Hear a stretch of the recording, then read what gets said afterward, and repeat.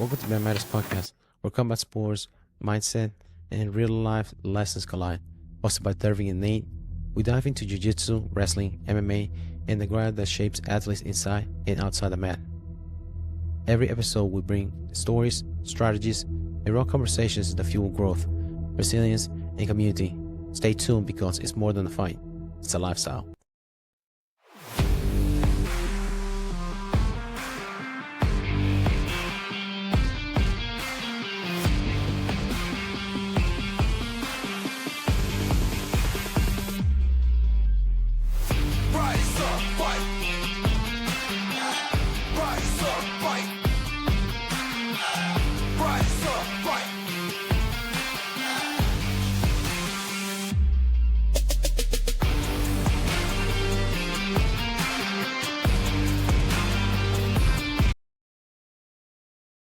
Welcome back to Matters Podcast, the show where we break down the biggest stories in combat sports, wrestling, and grappling.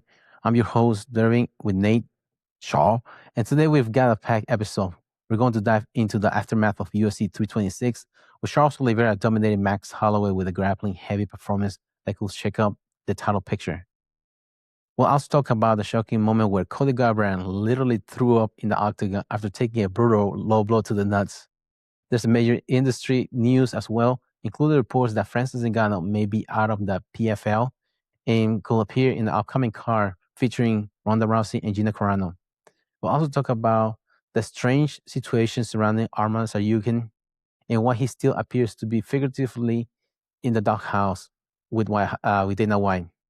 Plus, we'll cover the shocking knockout loss of Patchy in Rising Fighting Federation, the bizarre controversy involving Tom DeBlas and Gordon Ryan, and the backlash surrounding John Jones after the announcement of a potential UFC event connected to the White House.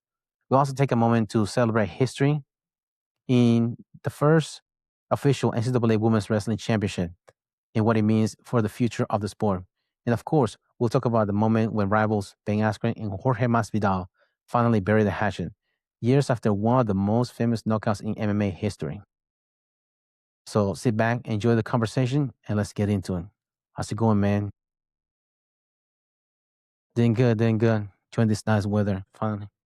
Getting kind of on and off. Finally break out that lawnmower today. Yeah. Because everybody was mowing. Know how it is. Are you in HOA or no? Yeah, I am. Yeah, that sucks. Yeah, it does. Luckily, we don't have an HOA, but yeah. Really? Oh, okay. Because I'm in an old neighborhood, like a bunch of old people. Yeah. I feel like old people love HOAs, though. Yeah. Because kind of like the board meetings and they had no fucking time. they had no fucking time to go to them. That's right. Why. Yeah. But yeah, most of them but in Florida they have what they call retirement neighborhoods. That's what they are most of the time. Protect the pond. Do not fuck with their pond. You come fishing in their own pond. Yeah, Yo, fuck you up.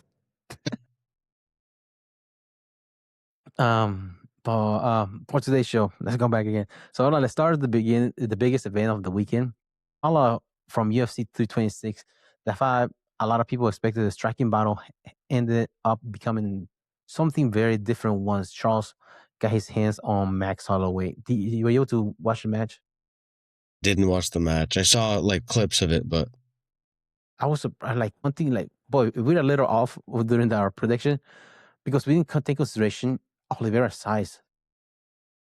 And he's a heavy grappler. Yeah. Because other fighters was able to close distance because it was a rematch between the two of them. But he was mostly wrestling dominant. So he was holding him down. He wasn't going for a submission attack, not striking, in which I saw what's the name, Ben Askren in DC. They were talking about there should be new rules because it's a BMF title. It's not like other titles. And as much as he hates to say it, it should be a max of 3 takedowns per round. Wow, okay. And then if they're not doing if they're going for a submission, then it's okay. But if they're not doing anything on the ground, a minute or two, standing back up. Kind of like, I don't know if Pride was like that because they used to stand you up sometimes in Pride. He's not doing no action. That which make it interesting for the BMF title because it's the BM baddest motherfucker. Right. You want to see action, not just holding somebody down. Nate Diaz, boring motherfucker. Even Conor McGregor was talking about it. Charlie, Really? he's calling Charles Oliveira, calling Charlie. You didn't deserve that belt. But he doesn't have much to say now. Conor, he just, according to Dana White, Conor McGregor probably tried to kill himself because they weren't able to get a deal with him for the White House car. Okay.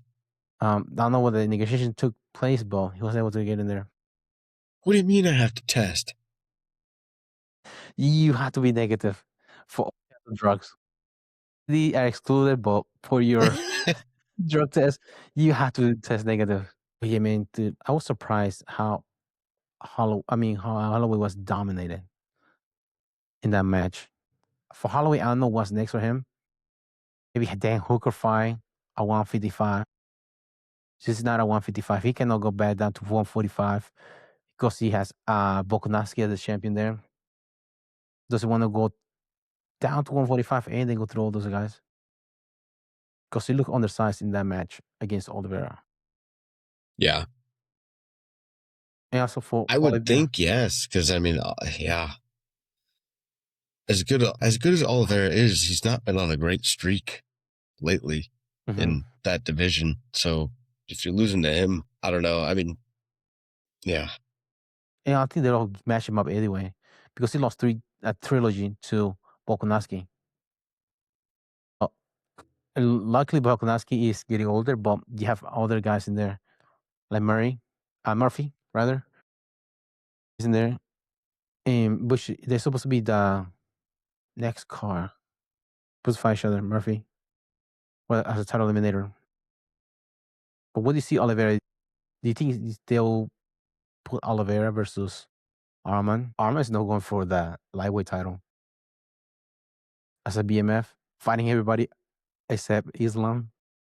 Anybody out of the competition, out of the UFC, any competition, you just sign him up. He'll be your local Naga next week, by the way. Yeah. He's anywhere. I don't know. I can see, well, he's the president now, Oliveira. It's not Du Bronx. Now I see what he had a good point when he said that he was going for the BMF in the lightweight title next. Try going both of them. Because both of those guys were coming from 145. He's a bigger size guy. The guys that he had trouble with, Tuporia, fly him out. First of all, I don't know if he's going to overcome that. You're the 145. He might be 145, but he has heavy hands and they're lethal. Hasn't been able to overcome that unless he's able to close distance. What he will do different in this one to against Tuporia. But I don't know, man, how he will be able to make up for it. But to get the lightweight title, unless Gaethje wins it. Now, if Gaethje wins it, there's a possibility that he might be able to get the title. I like Yeah, I mean that is true. because he beat Gaethje before. See that? Oof. But it's hard for Gaethje to beat Topuria. Well, that's kind of my thing. That seems like a really long shot. So another fight that was impressive was Borrallo versus the Ritter. Borrallo was really good. He was like good position control. He got nice, clean strikes exchange. He was good top pressure. And he's doing well for the Fighting Nerds camps, which is the main guy at this moment for them. I mean, his unanimous decision, all three cards, 30-27. Grappling heavy contest. Do you see him going against maybe Jared Cannonier or Whitaker to move him up the ranking? Well, Whitaker is now 205 though for a matchup. So probably Cannonier. That doesn't seem too crazy to me. Do you know that Cannonier used to fight heavyweight? Now he fights at 185. Really? No. He did the opposite of Alex Pereira. He started heavyweight. He went up to 185. Wow. Huh. So work his way back down. Yeah. Usually, later in your career, you go up, you don't go down. Right. Another prospect opponent for Baralo probably will be Paulo Costa. Where is he? Because Paulo Costa is coming up too. There's a good talent eliminator for those as far as ranking. In the Rosas Chiwiwi, he beat Rob Font. He was mostly grappling that he did. He got a high crotch, you're taking down. Considering he's only 21 years old, he has a number next to he's a ranked guy in the UFC. Yeah, I mean he's done really well. Mm-hmm. But he's He's moving got stuff up the ranking. yeah. He's got good control. Do you think they'll match him up again? Maybe Son Yadon or Corey Zahagan? Of course, Zahagan would be it'd be freaking suicide if they put against Corey Zahagan. Yeah. Because Corey Zahagan is nice grappling, leg locks, attacks, and his boxing is nasty too. I feel like they're gonna keep working him up fairly slowly, but maybe giving up Dan Ige, maybe. Because it's work his way before they put him into the top 5 guys in the right. division.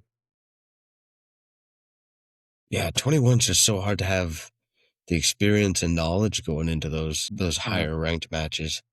Those guys are just they're veterans at that point. Yeah.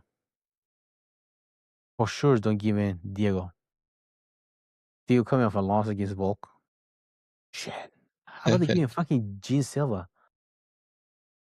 That'd be a nightmare. Yeah. For Raul. Because a loose cannon. Yeah. Barking. Gene Silva. Now, knockout on that was Gregory Rodriguez. He went against Bruno Ferreira before.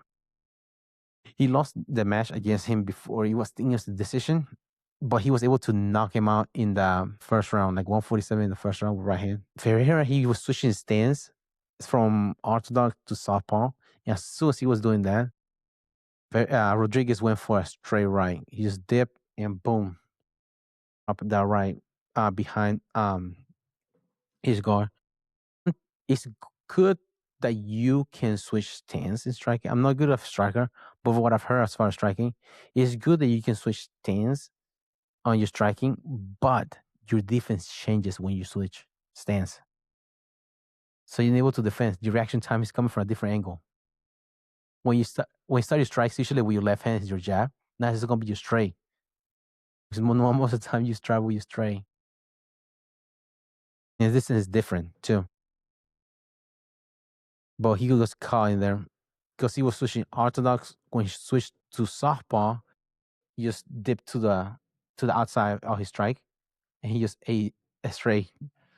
It's like even in slow motion, you can see his back foot of Rodriguez coming off the ground, just hit him with everything. But it looks like most of the matches that were grappling dominated matches for that night. We were off to Drew Dober was he beat Michael. I can't remember his name now. Michael Johnson. He got a TKO in the second round. It was bad that he was on the ground. He went down for Michael Johnson. Really? Wow. I could see him, Drew Dober, going against Dan Hooker after this fight. Speaking of things not going the way anyone expected, one of the strangest moments of the night didn't even come from a knockout or submission. It came from a low blow that had Cody Garbrandt literally throwing up in the octagon. So Cody Garbrandt was in the prelim main event going against Xiaolong, and we were giving the match to Xiaolong, in which he would have won that fight, but he threw a low blow against Cody Garbrandt, and he hit him so hard that they had to bring a bucket, and he was throwing up in the octagon. Dude, that's gotta be. How hard do you think that was? Because he had a cup too. Yeah, I don't want to think how hard that was. I've never been to that, not even close to that point, really. Oh. Do you think 5 minutes is enough time to recover from that kind of shot? Because they give you 5 minutes. From that, I don't know. How do you walk out of the cage if you're that bad injured? You like the 5 minutes had gone up, did he carry you on the stretcher while you holding your nuts? Yeah. How do you handle that kind of situation? It's a weird injury. So what happened? Walk us through the incident. Yeah. I was Walk in the us through fight. how you felt. This guy just blasted me in the nuts, and then see how long he lost the match, because right after that, they went again. He went for another low blow, kick him in the nuts again. So another point deducted. So it's 2 points deducted right there. So he lost the fight because he beat himself literally. Dang, that sucks for him. Yeah. Really, it sucks for Cody as well, but Yeah. You know how freaking Rafael was showing picture of his leg after he fighting Aldo whenever his leg got beat up. Man, he's like, oh man, this is what happened to me last night. Showing his nuts just blew from getting kicking the nuts. Yeah, I have to go for the hyperbaric chamber for that. You recover? Let me bring an extra cup next time. yeah. Now, with the UFC 326 had plenty of headlines. One of the biggest stories of the entire sport right now isn't even happening inside the UFC. Reports are circulating that Francis Ngannou may be done with PFL, which raises a lot of questions about where the former heavyweight champion goes next. Well, back up. So he originally had signed with PFL a groundbreaking deal that included leadership in PFL Africa. He had fighter advocacy involvement. So he's trying to fighters rights and things like that. And he had freedom to pursue boxing, which he did. He was able to go against Tyson Fury and go against Anthony Joshua in part of his deal, which was the deal, that issue that he had with the UFC. He was able to be boxing, same time as competing in the UFC. Well, whenever the PFL Africa event happened, he never showed up over there. And PFL was not happy about that. They think that's one of the main things that, well, at least that fire starter of the fail of that relationship. I would think, yeah. Yeah, as much as they pay him, so you usually have, because I consider kind of a job position within the organization. They should have somebody else for that. But if they have a fighter carrying the weight of Africa on his shoulder as a poster guy from there, and you give him a job position, you expect him to fulfill the duties of certain position. I mean, yeah, that's just how it works. And do you think was this business model too complicated from the beginning for him? Or maybe it wasn't at the beginning, because remember he had a lot of things going on after that. Remember he had a kid that passed away. He got the deal. So he took some time off during that time. And then recently he had been an accident that somebody else died too. The pedestrian died. It was like a four-wheeler accident, something like that. I think that's what it was. But he had a lot of going on during that time. But I'm not sure. Do you think they gave him too much leeway for the promotion for him to? I mean, it's hard to say, because he doesn't seem to mesh well with promotions in general. Mm-hmm. I don't know why that is. I don't know if he wants more freedom. I don't know. Yeah, who knows? Because he had more boxing matches than he actually had fights in PFL that I can recall. Yeah. It's an MMA promotion. They expect you to fight here. And then interesting you brought that up, because since now they did because the press conference for the Gina Carano Rousey, and he was there too. And one of the reporters asked him, like, what do you think about this for your legacy? Or something like that. They asked him about that. And then he asked, what do you explain to me legacy? Legacy, what do you use your career as a fighter? He said something along the lines that legacy is something that promoters they feed to the fighters. They fight for legacy. He doesn't care about legacy. He has family to provide for. He has to bring food, pay for the school, and all those kind of stuff. You cannot go to the gas station or go to pay for the kids' school with legacy. This is bullshit. Just fuck your legacy and pay me my money. That's what he said. Which makes sense when other people that did business with say that he sounds like. But how much is he charging to fight? Because he's not getting any younger either. He's 30s, I think. How old is he? He's 39 years old, about to be 40 years old. So he's up there. But even though he's in the, I don't know how much Jake Paul is paying him. He's not really headlining the card. It's Gina Carano and Ronda Rousey headlining the card. So there's not telling how much to pay him. Yeah, I don't know. Maybe if he put more into his legacy, they'd keep him around. I mean, I think Anthony Joshua is in there too with them, with Netflix. That's not a match, but I don't know if he wants to do that. But there's other people that he might be able to go against. Somebody that's really good boxer, even though it's not as technical as Anthony Joshua, probably be Deontay Wilder, perhaps. Two of them are heavy-handed fighters, heavyweight. But only time will tell. Speaking of complicated relationships between fighters and promotion, there's another situation brewing in the UFC that people can't quite figure out. The situation of Arman Tsarukyan and why he still seems to be in the figurative doghouse with Dana White. So for some reason, I'm not sure why he's still having trouble with getting booked a fight. Because even whenever during the fight this past weekend, he was wearing handcuffs, like free me, like said, like because he was still chained down. He was not giving much of a fight to fight for a title or anything like that along the lines, or having somebody. They gave him game rat thing. He was able to beat him. But they asked Dana White about it, about Armin Saryukin. He said they asked him about the RAF incident. And was he against other fighters being part of the promotion or trying to be involved in the promotion? And he said he's like he didn't mind that. It's just an Armin issue that happened. He's okay with guys going over there and competing for RAF. But RAF, he said, well, there's smoke, there's fire.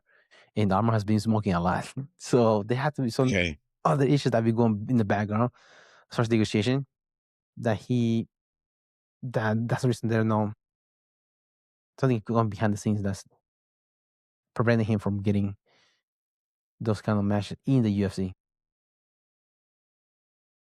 Yeah. It is strange. I mean, Dana definitely has his favorites, and he keeps his own reasons as to why. Yeah. But he even removed him from the pound for pound list in the UFC. Really? Yeah, Arman Tsarukyan was removed from the list. I just saw that today.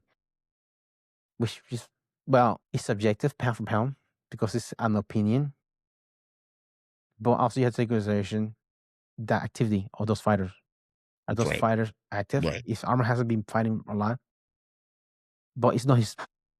Is he his fault that he's not fighting a lot, or is it the promotion that's not giving fights? That's a question. Yeah, it's so too many unknowns on that one. Yeah, because you cannot punish him for you not giving him fights. But also, if you're not willing to come with the pay or whatever it might be to get your match, that's also your own fault. Or whatever. I don't know who his manager is because man, I'll be fighting him too. He's not able to give me any fights. Yeah. Yeah, I need some fights. But also, he's not here for money either. That's the thing too. So, because he has money is not an issue, probably. I don't know if that's the leverage issue that he might have with Armin. But I don't know. He had to at least he had to fight for a BMF title or something like that. Something to keep him active to get some money going for his legacy. To go back and get the legacy to the business. Because he's not getting fights for a title. He's hanging around with Dana White's favorite reporter though, Anina Drama. Yeah. You sure think she'll be able to talk for him or something to a certain extent. Yeah, maybe. I mean, work out for Alex Pereira. Right. Yeah. But Alex Pereira will fight anybody anymore. True. It's not. It's the opposite of Armin. While the UFC lightweight division sorts itself out, another big storyline happened overseas in Japan, and it shocked a lot of fans. Former Bellator star Patchy Mix suffered a brutal knockout loss competing in the Rising Fighting Federation. Now, Patchy Mix, he was doing really good in Bellator. He came to UFC. He went 0-2 in the UFC, and they released him earlier this year. Then he went to Bellator. no Bellator, but he went to Rising, and over there they use pride rules. He lost in the second round to soccer kicks to a 19-year-old. My gosh. That does not look good for your career. No, it does not. Was Bellator a watered down promotion or competition? That whenever he went to two other organizations after that, he still goes 0-3. I mean, it's not. I feel like it's not the first case of that. There's certain guys that have come from there that do okay, but I feel like those are like the exceptional guys from Bellator. Bellator. Yeah. Eddie Alvarez is the opposite. Eddie Alvarez was able to become champion.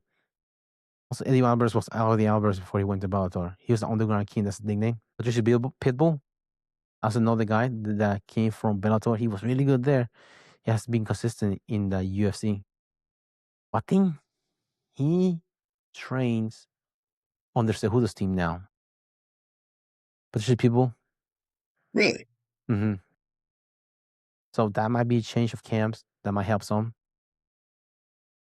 Training here, be able to get some good competition and also build some quality reps. Because I mean, Cejudo, they have a good. Some of the guys, whenever they train on him, they do pretty well. There was a Figueredo against Brandon Moreno. He was able to beat Brandon Moreno while he was training on the Cejudo. Same way Lee, when she was going, I think, against Rosa Majunas, she was able to win. So they have a pretty good record when it comes to coaching. High level guys and girls. But for the match he picks, I don't know what he's going to do. Because his girlfriend, Tatiana Suarez, she's really good too. She was in the UFC. She was defeated until she ran to Valentina Shevchenko.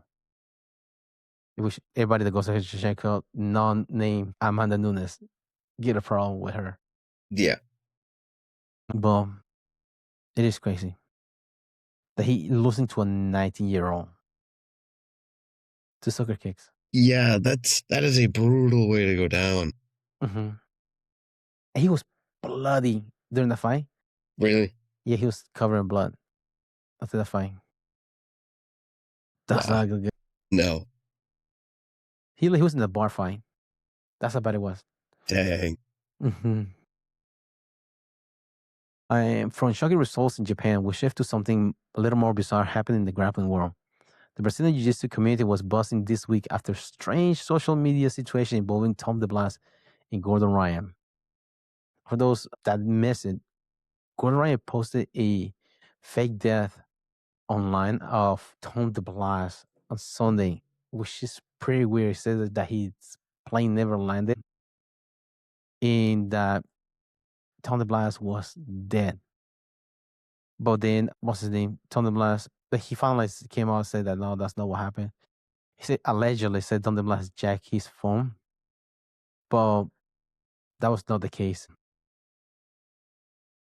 It is pretty weird that he posts something like that. You consider that he has family and kids. Right. People that look up to him. Exactly. Yeah. Family, kids, and the pretty massive industry that he influences, or not industry, I should say, community that he influences. Yeah. Yeah. That's pretty. It's not tasteful. Yeah. Gosh, I took a picture of Tom DeBlas, what he said about it. So, and he was on the flight to Thailand. He said years ago, Gordon joked that he was going to post that he died. And his response was like, the internet would explode. And he actually posted it back then. And probably close to 10 years ago, we laugh about it. But this is a completely different world now. That kind of thing can't be posted anymore. I honestly figured he knew that. My Wi-Fi wasn't working on the flight. When I finally connected and I woke up, literally thousands of texts and DMs. The worst ones were Danielle and my mom. Imagine the fear that felt seeing news articles saying I was dead. My Wikipedia was saying I died because even I look up the Wikipedia, it was showing that he was dead. No way, really? Yeah, people were messaging them, asking if it was true. I'm super fucking annoyed right now. To everyone who saw that and was worried, I am truly sorry from the bottom of my heart that you had to read something like that. But let me make something very clear. I'm not leaving this earth for a long time. That's what Tony DeBlas said. That's what's the word for it? That's kind of messed up that he did that. Being reckless, more like it. Yeah, reckless is a good word for it. Because people don't care about going right and dying, probably in his case, but doing somebody that actually somebody look up to him. Mm-hmm. But I was joking around. Maybe Moneyberg made him do it as a test to his loyalty. Yeah. I waiting to post this right. And it was a weird picture of Tony DeBlas. It was an old picture of Tony DeBlas wearing a shirt. Yeah. That was Poor taste. To the very least. And that's the problem with misinformation in combat sports media. Travels fast too. Yeah. Bad news are also, especially somebody that a lot of people follow. Because the jiu-jitsu community, it is tight because it's smaller than the regular population. So it spreads fast. And especially you have somebody that a lot of people have in common that they follow online. And the first thing you see on a Sunday morning is that post. You see nothing else. I don't know. Maybe he's trying to stay relevant somehow, some way. Yeah. He probably got in a bad argument and said, "You're dead to me," and he just posted that. Yeah. Because somebody's dead to him, now the whole world knows that he's dead. So messed up.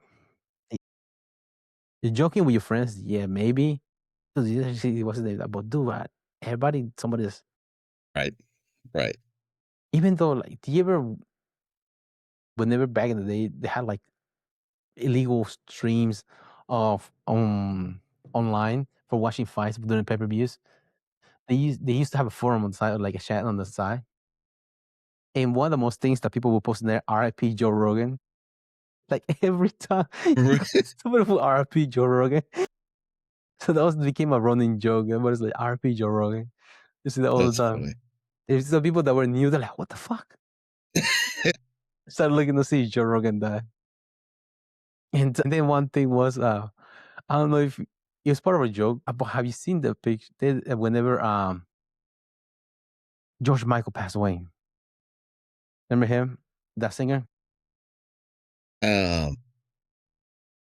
Careless Whisper?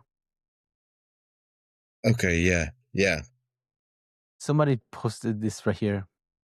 This picture of Joe Rogan. I mean, of. No, probably that's where it started, that joke about RP Joe Rogan, probably. Yeah. It was like George Michael, like RP George Michael. Here's this picture. Back in the day where my gosh. You gotta have faith. I think that he sings that too, George Michael. But man, yes, like, that's going back to the what's the name? Go around and tell the blast. That's just disrespectful.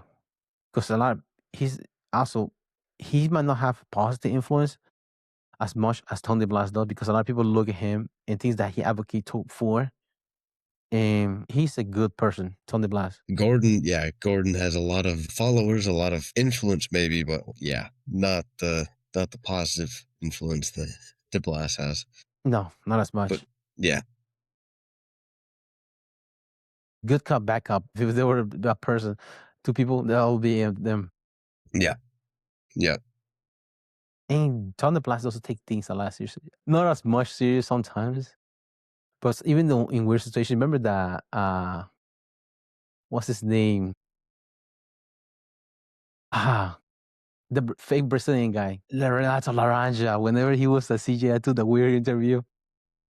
Yeah, that was. He took a lot lighter than some other people would have taken it. Right. Whenever he's like, no, I know Laranja for a couple of years. He's just joking around. That's what he said after the interview. He wasn't like really mad about it. Do you remember what was said? It was so awkward, though. Oh my gosh. Yeah, he was Wasn't it something about him being abused or something like that? Yeah, he was molested as a little kid. He's like, you must have been an attractive kid. It's like, what the fuck?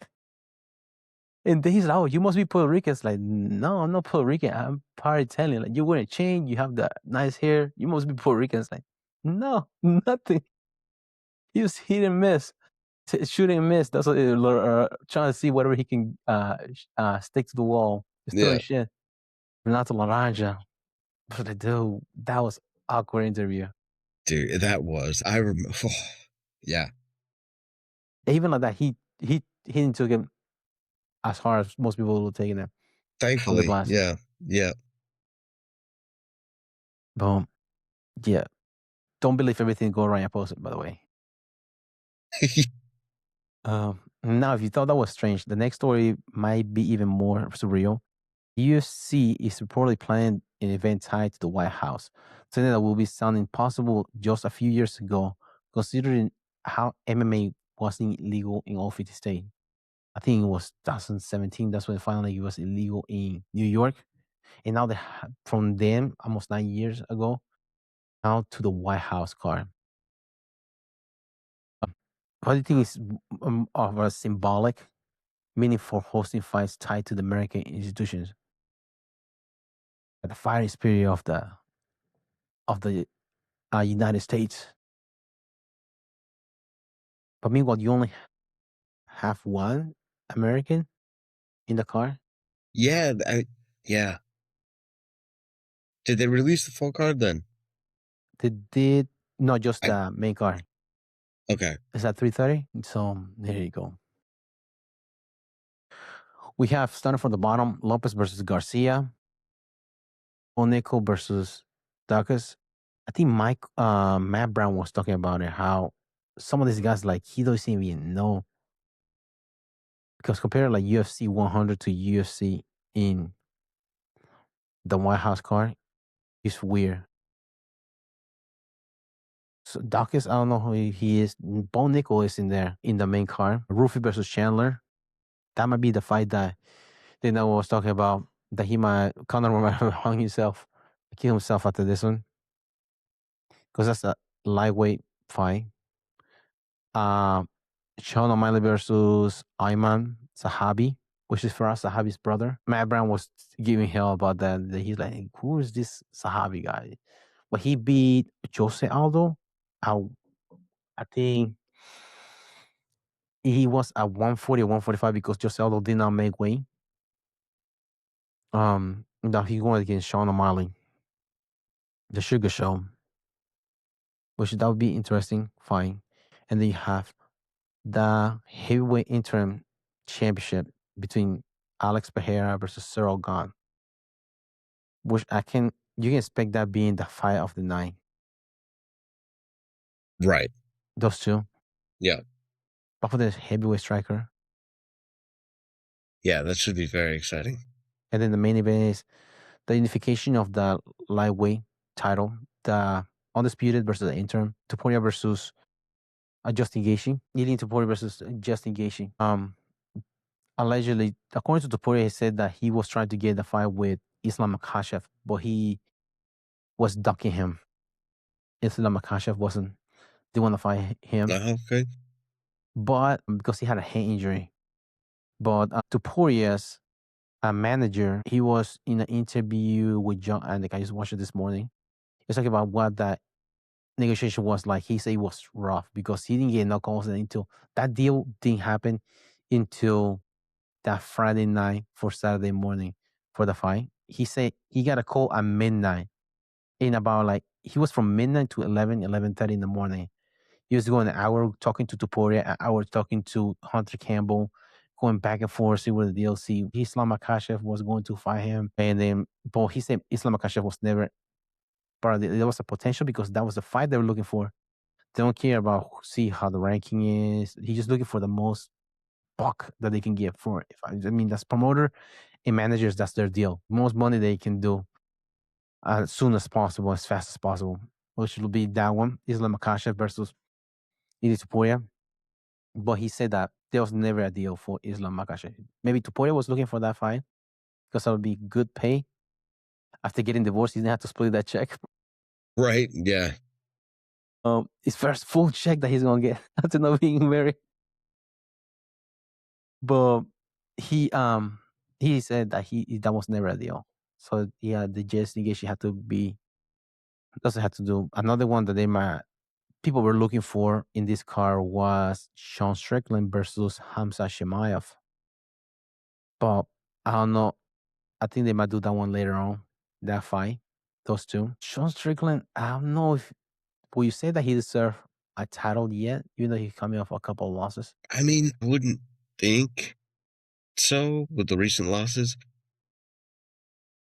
He might be close to it. He might be close to it, but Because he lost against DDP, Dricus Duplessis.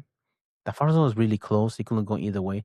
The second one, he got dominated for the title. Then he fought another one, he wish he won that fight. But I usually go like a 3 winning streak kind of rule. If you have like 3-5 winning streak, like top 5 contender, you probably should get a title shot. yeah.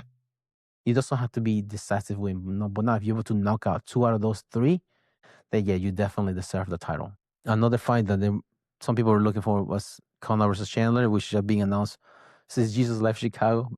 Whenever they did the Ultimate Fighter, remember then? That he was joking around that he might do the fight at 185. He's like, no, it's gonna be 170. Hey, you do what you're told.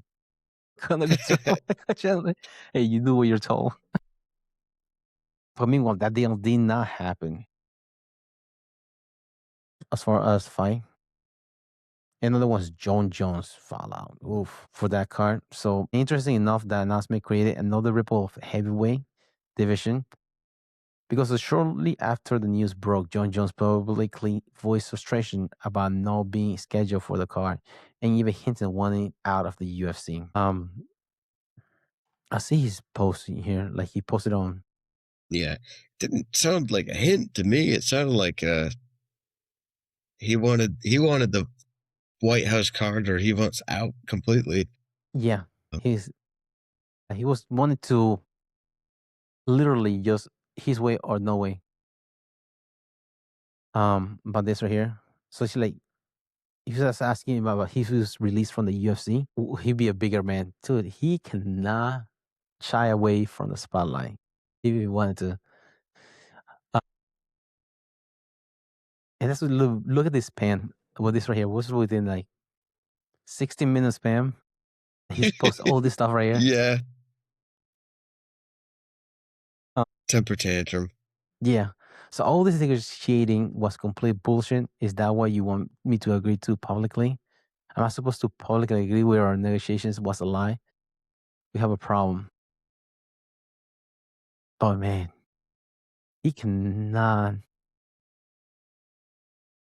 shy away from the spotlight. You take it away from him, he's PC about it. Oh man, I mean, Masvidal said they were willing to give him $30 million in negotiation to go against Aspinall at first. But now with this white card, I guess they were trying to lowball him from that money.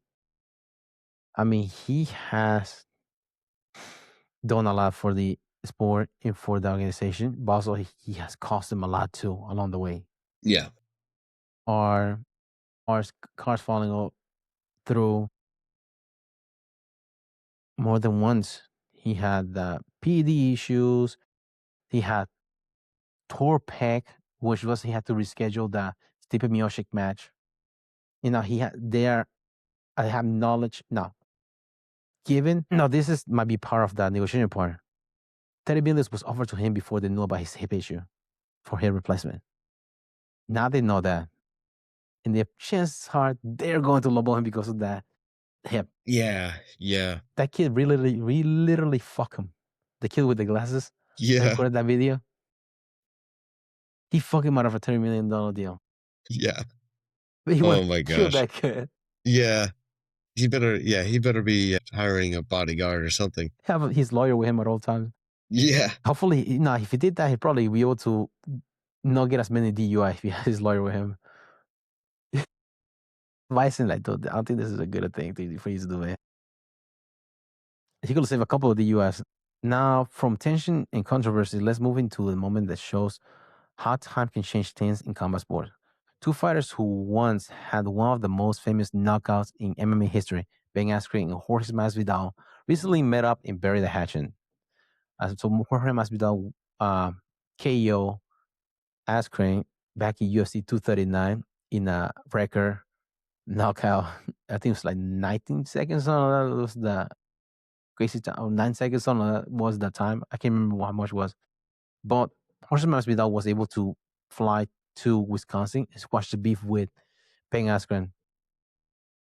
It's nice to see how time healing rivalries into combat sports. So they're able to sit together. He's able to see, according to Ben Askren, he's able to hold grudges after the incidents that happened last year. He came die so many times during that time, and he was able to learn that he doesn't have to hold grudges against people, and people to talk with Masvidal and see that how many things they have in common and they agree with rather than disagree with, which a lot of people can learn from nowadays. Yeah, that's very true. I don't know. I'm curious what kind of beef they had. Because, I mean, I know that was a brutal knockout, but like, was why? I don't know. Ben Askren is known to be an instigator and trash talker. He likes to troll a Okay. lot before the fight. He Okay. was talking trash to Masvidal, and Masvidal was freaking raging. He's like, dude, he was talking to him like he was going to stab him after the fight. Literally, Yeah. dude, I'm gonna fucking kill you when you go in there. And he went in there and he just blasted. He's like, crush never, that's what I call him. Yeah. They ain't gonna do that with me. He just went for a flying knee and knocked him out. Even after he knocked him out, he was still taunting him, just stiff on the ground, making fun Yeah. True. of Ben Askren. Ben Askren took it, considering it was hard hit, he took it well. He's like, well, that sucked. That's what he posted on his Twitter. But then when they asked Masvidal in the post-fight conference, like, dude, do you think the fights that like during the fight, you kept hitting him after he was out? Do you think that was just was necessary?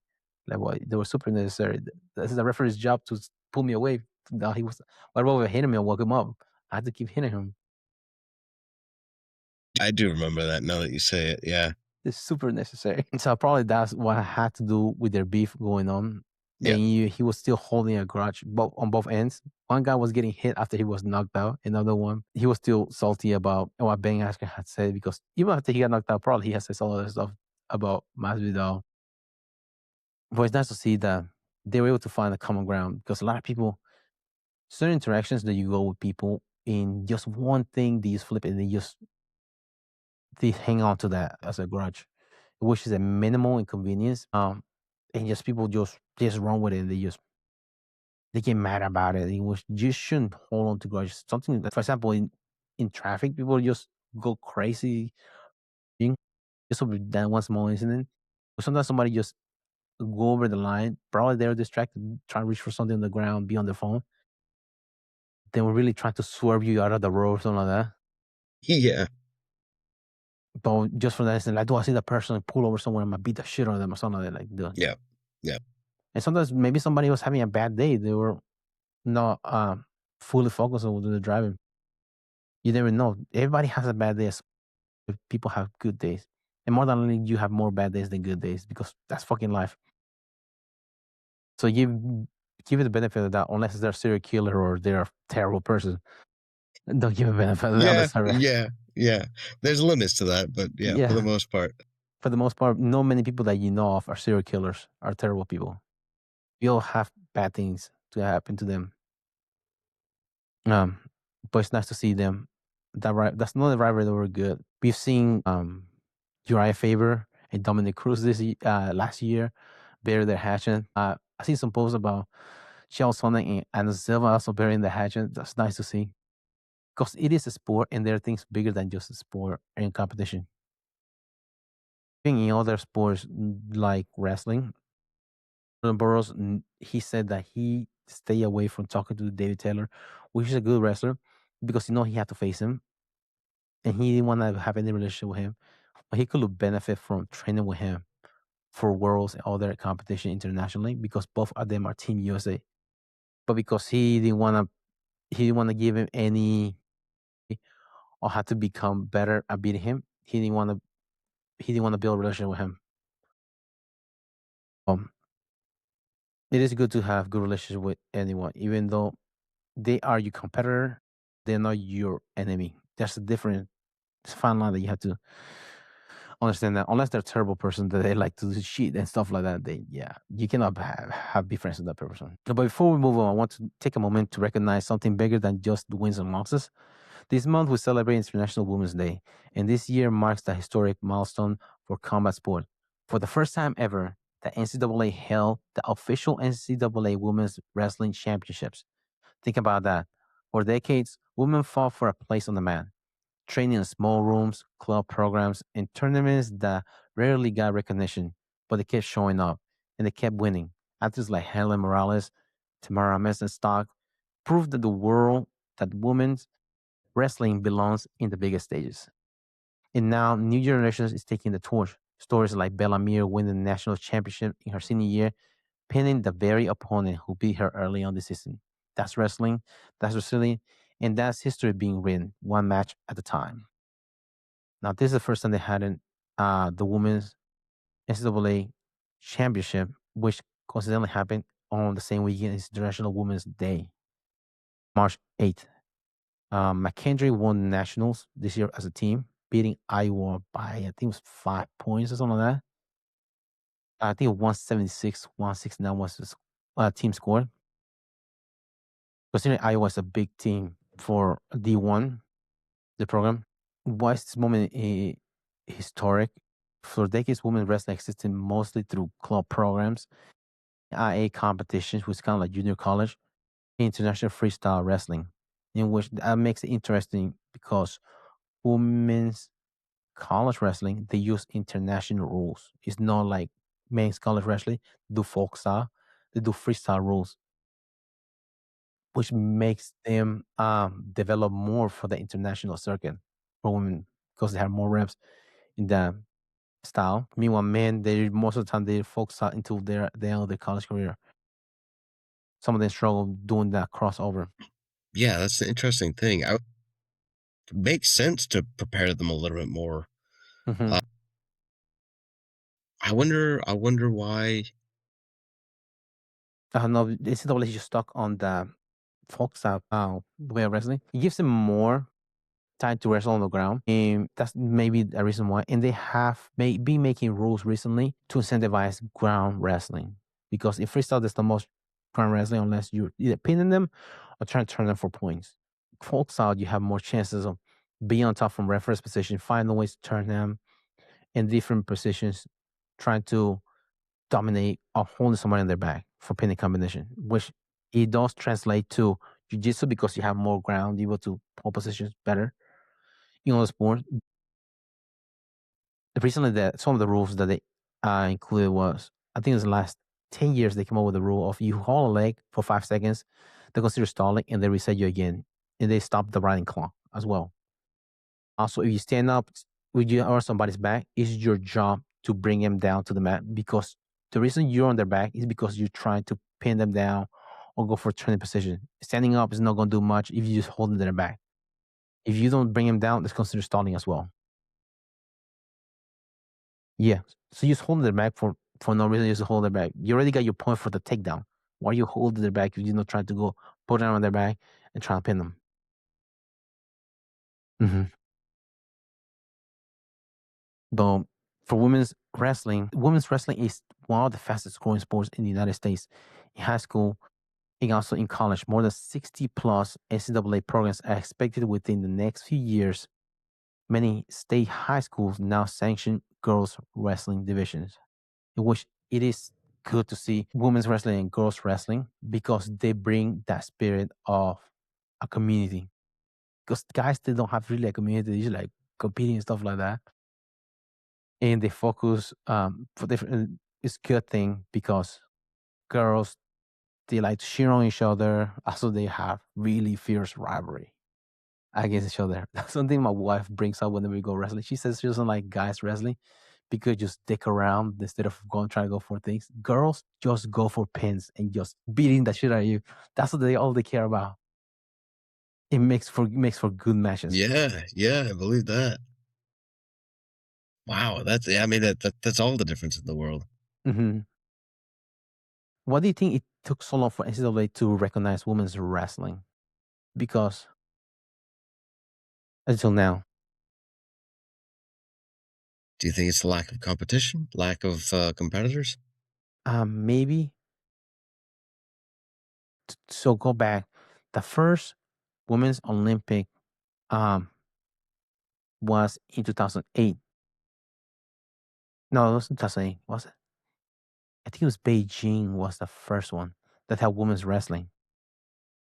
So it has been recently because I think Sarah McMahon, she got silver in there that year. And back then she was wrestling with boys. The conflict with people nowadays, guys competing in girls sport. Back then, girls had to compete in guys sport because there was no girls division. Finally they do it. Maybe that took NCAA that long because not many states that had sanctioned girls wrestling, so they didn't have a direct path of who was good or who was not that good.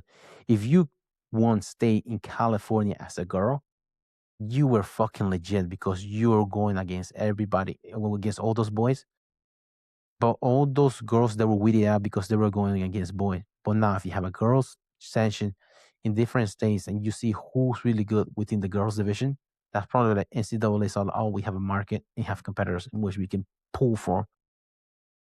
It holds a national tournament because we have the competitors and also we have the fans to be able to fill up those seats as well because that's what the NCAA looks at. Seats to take up for those Okay. competitors to come and see them. But also, NCAA might be, NCAA being involved. Have you heard of Title IX? So Title IX is kind of supposed to be equal opportunity for women in college wrestling, in college sports. So for every team that you have in your program, you have to have the same amount of teams in women's sport. Yeah. But if you want to bring a new men's team, you can bring a women's wrestling team and you can expand on that way. Because wrestling is not expensive as other one. You're able to have some tournaments here and there. You just need a mat. They just wear their own shoes. Just have a coach. It's not expensive compared to other sports that have all the other equipment that have to helmet, pads, all different coach. Because team is not that big, maybe 6 to 10 members in each weight class compared to 52 people in a football team. That might be another incentive for some of the schools to bring in. So like, if they had the money to afford it, because if it's this fast growing sport in the United States, because there weren't that many people now, all those girls that were wrestling in boys, they're wrestling in their own girls division now. Yeah, that's got to be, I don't know, it's got to be pretty exciting for the girls, I would think. Because they have the opportunity outlet for them to compete. Exactly. Yeah. No, that's very cool to see. The grappling growing. Yeah. Yes, because there also has outlet for them a scholarship as well. Be able to Okay. go to the Yeah. next level. Yeah. One of the thing that I seen for this weekend was Bellamere, was Frank Mir's daughter. She won the tournament. This is her senior year. She wrestled for Iowa her freshman year. She had injury-ridden season, and then she transferred to North Central. The girl that was number one seed beat her. I think Reese was her first name. Beat her early in the season. And she's the girl wrestler for Iowa, and then they went against each other in national finals, and she pinned her, which is crazy to pin somebody in nationals finals.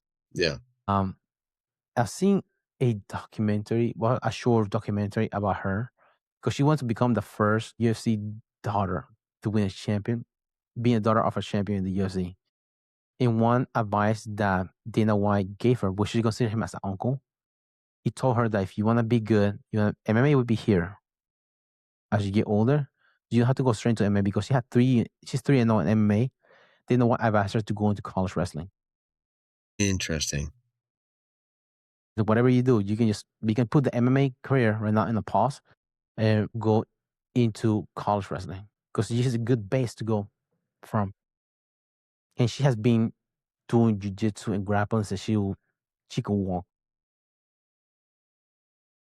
So she had a good background in grappling. That is pretty interesting advice. I mean, really, you see it over and over again, like the wrestling being a good route, a good base for a lot of people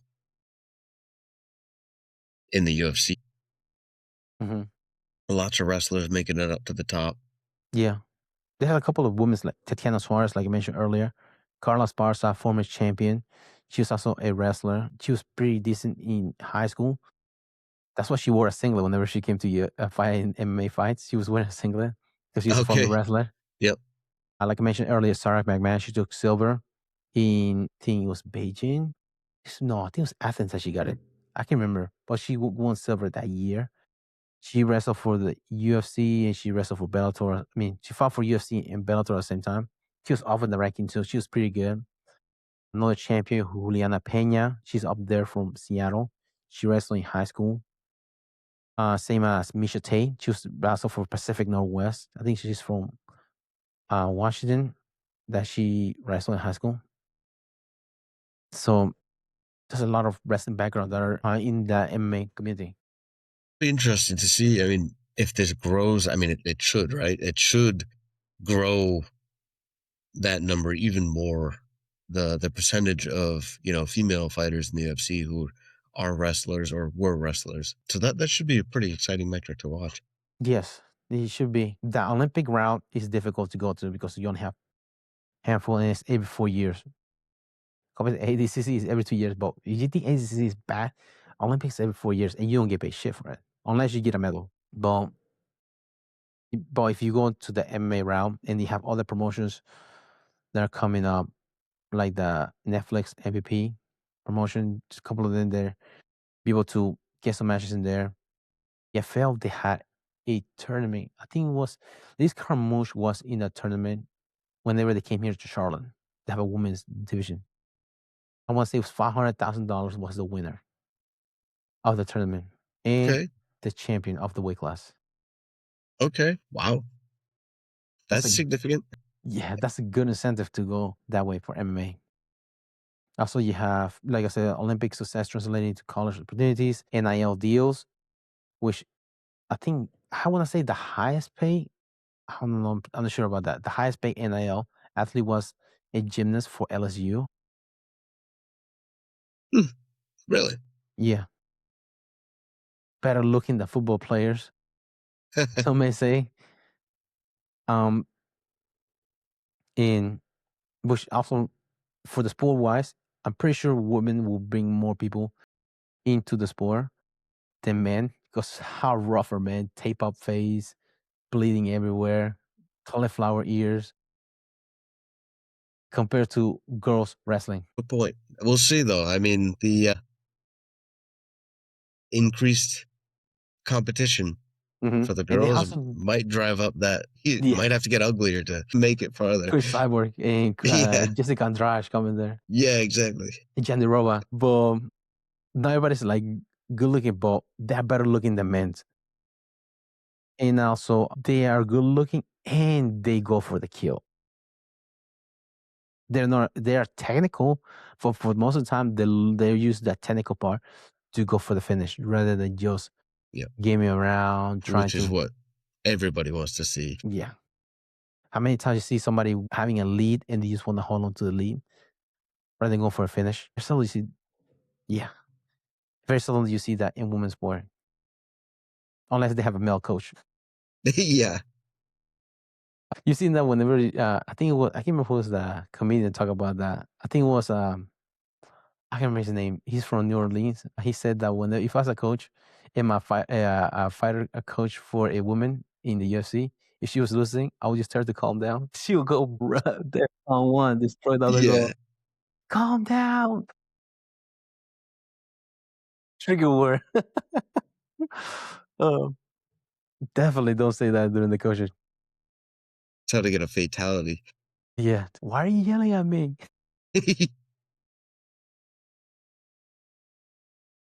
But yeah, I would like to see that the women's wrestling is no longer just a niche sport. It's becoming a pilot, not just Olympic champions, but the future stars in combat sports. So also you can transfer to jiu-jitsu. I mean, Helen Morales, she already reached the pinnacle of Olympic wrestling and went into jiu-jitsu and she's able to do well in there. Yes. Yeah. Very well. Imagine having a blue belt bracket and seeing her in there. Is she a blue belt or is she not a blue belt outside? I think she's at the time she was Olympic gold medalist and bronze medalist. Yeah. I'm pretty sure. Yeah. Pretty sure you're right on that. And how many times world champion as well. I would like to see this too for the United States to develop their women's wrestling because Japan is years away from that. Their women's wrestling is so dominant and so technical that's just ridiculous. It's like the Penn State of wrestling. But if the United States is able to be able to get this program going, then I can see that being the case. But you see some Japanese girls that are actually also wrestling collegiate in the United States. Some of them are JUCO, other ones in D1 too. Yeah. This is the land of opportunity for a reason. And if people are good in sport and we have a sport in which we want teams to win, they're more than likely going to sign those athletes that are good internationally, in which international rules applies in this kind of competition within the NCAA. Because some of those women might not have the same opportunity for education in other countries. But if it comes to the United States, they might get the education and get to compete at the same time. That's a valid point. Everybody grows from it. And Korean wrestlers to the top. People might learn something from those Japanese wrestlers that come here and wrestle in college. Just like Japan was able to learn from all the countries whenever the Olympics took place there. Because whenever their wrestling team got better over the 4 years between Tokyo and was 3 years because it was a COVID year. This is 2020 Tokyo, but it's actually 2021. But during that time, they were able to develop the program. Like everybody medal in their teams wrestling. What did they learn from there? I don't know what they learned from that event. But Korean wrestlers to the top if you were to put in the time in that discipline. I don't have anything else. Do you have any? Okay. Do you want to close out? You guys for listening. Hope you enjoyed it. Give us a listen on Spotify, YouTube, Amazon Music, iHeartRadios, and iTunes. Give us a follow on Instagram. Let us know what you like, what you don't like. Thank you guys for listening. Thanks for tuning in to the Mad Matters podcast. Don't forget to subscribe and follow us on Spotify, Apple Podcasts, iHeartRadio, Amazon Music, and YouTube so you never miss an episode. Drop us a review, share with your training partners, and keep rolling on and off the mat. Until next time, keep fighting, keep learning, keep growing.